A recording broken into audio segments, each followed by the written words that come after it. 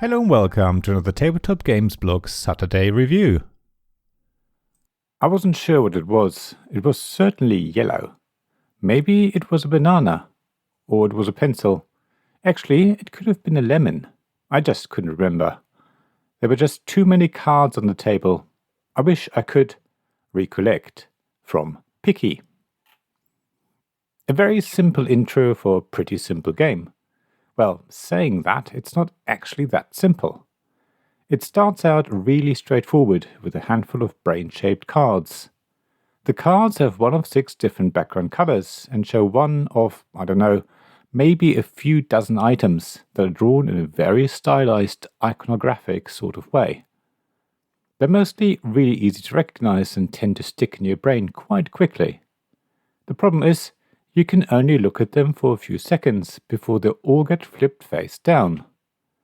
On your turn, you choose one of those face down brain-shaped cards and ask either the player to your left or right to tell you what item is on that card.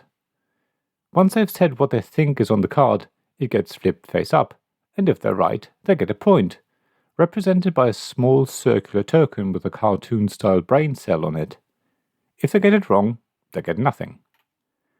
Then it's their turn to add one more brain-shaped item card at the end of the line. It gets placed face up for a few seconds for everyone to have a chance to memorize it, before it also gets flipped over so that the item is no longer visible. Then that player gets to choose a card and again ask the player on the left or right to guess the item. So it keeps going round and round. If you're confident, you can wager one of your brain cells to not only guess the item, but also the card's background color. If you get it right, you get double the points. But if you get it wrong, you lose your brain cell point. As I mentioned, it all is relatively easy to start with. Memorizing half a dozen or so items isn't difficult. You might even be brave and wager a point on getting the background color right. It's all quite fun until the row of item cards gets longer and longer. Suddenly, it becomes almost impossible to remember whether the lemon was the 3rd card along or the 4th.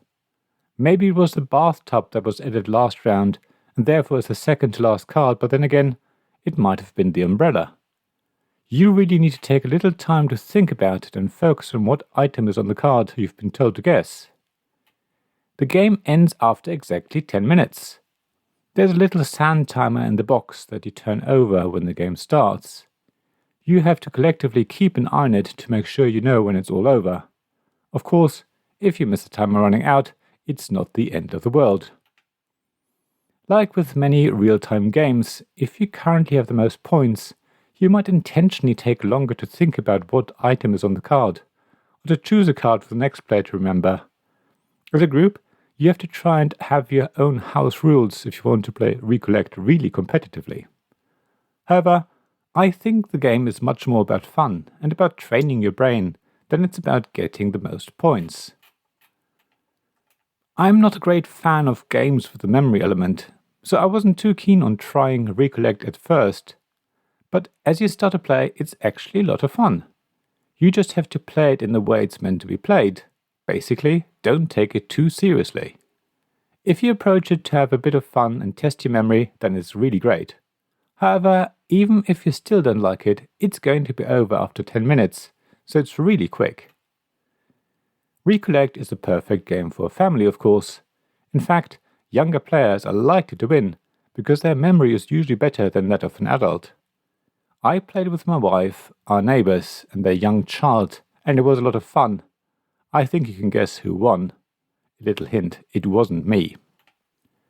Recollect is a memory game with a couple of extra bits that create some interest for older players. It's not the usual memory game where you have to match 2 tiles. The fact that you add more and more cards to the line makes the game much more challenging as it plays out. So, if you want a light memory game that's a bit different and great for the whole family, then you can't go wrong with Recollect. Thank you for listening to this Tabletop Games Blog Saturday Review podcast. Please check the description below for links mentioned in this episode, as well as to the written version of this article on the blog. If you enjoyed this episode, please subscribe, give us some stars or leave a review. Please also tell your friends about me, and if you want to offer financial support, check out my Patreon and Ko-fi pages, links to which you'll find in the blog at tabletopgamesblog.com. So thank you again for listening, and I hope to see you again soon. This podcast was made possible by the generous help of my supporters.